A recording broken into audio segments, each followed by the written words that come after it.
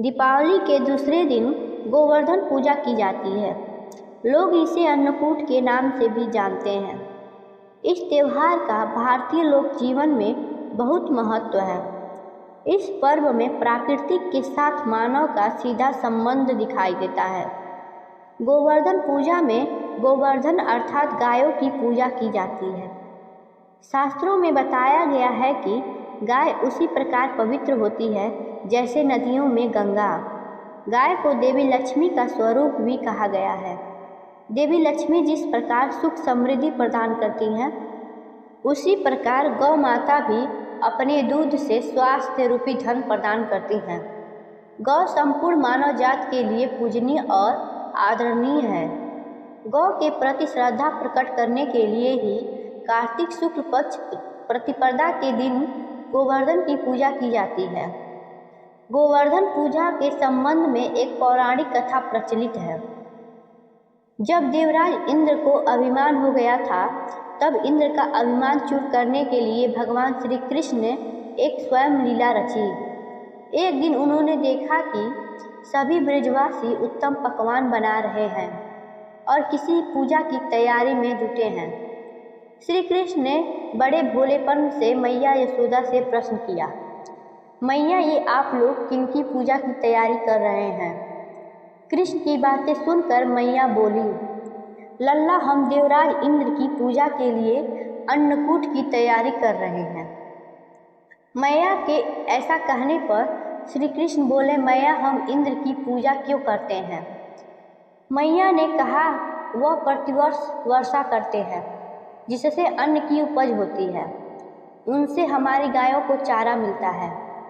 भगवान श्री कृष्ण बोले, हमें तो गोवर्धन पूजा की जानी चाहिए क्योंकि हमारी गायें वहीं चरती हैं।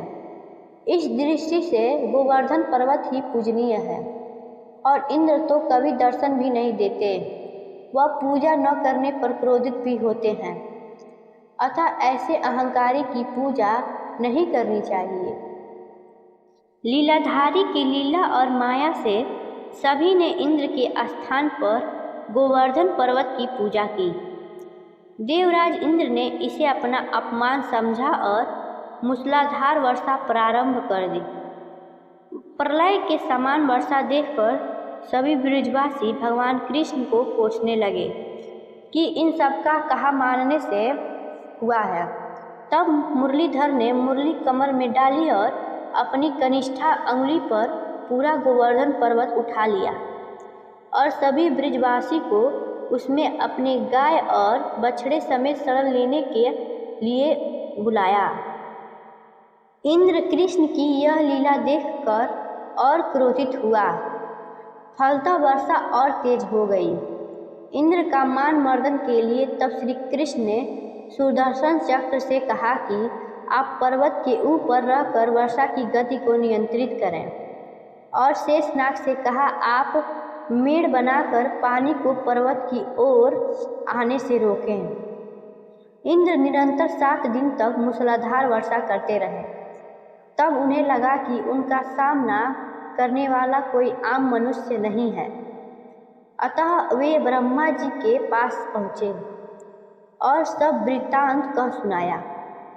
ब्रह्मा जी ने इंद्र से कहा कि आप जिस श्री कृष्ण की बात कर रहे हैं, वह भगवान विष्णु के साक्षात अंश हैं और पूर्ण पुरुषोत्तम नारायण हैं।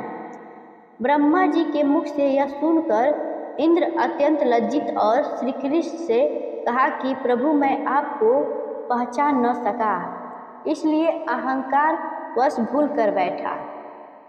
आप दयालु हैं और कृपालु भी, इसलिए मेरी भूल क्षमा करें। इसके पश्चात देवराज इंद्र ने मुरलीधर की पूजा कर उन्हें भोग लगाया। इस पौराणिक घटना के बाद से ही गोवर्धन पूजा की जाने लगी। ब्रजवासी इस दिन गोवर्धन पर्वत की पूजा करते हैं। गाय बैल को इस दिन स्नान कराकर उन्हें रंग लगाया जाता है व उनके गले में नई रस्सी डाली जाती है। गाय और बैलों को गुड़ और चावल मिलाकर खिलाया जाता है। धन्यवाद। Like and subscribe my channel.